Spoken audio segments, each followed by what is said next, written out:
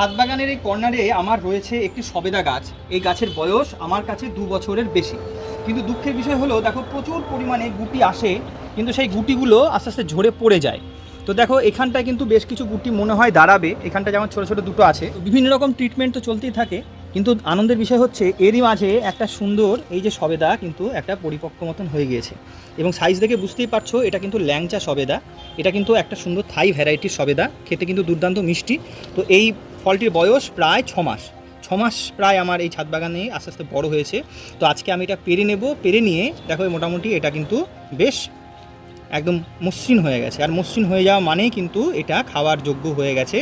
এই সবেদাটি এবার আমি পেরে নেব এখান থেকে। এর একটা বেশ কষ রয়েছে এবং এইটা প্রথম এই ছাদ বাগানের সবেদা গাছের প্রথম ফল। মোটামুটি এই সাইজ হয়েছে। আর মাটিতে থাকলে এর সাইজটা কিন্তু অনেক বড় হয়, মোটামুটি এতটা বড় লম্বা সাইজ হয়।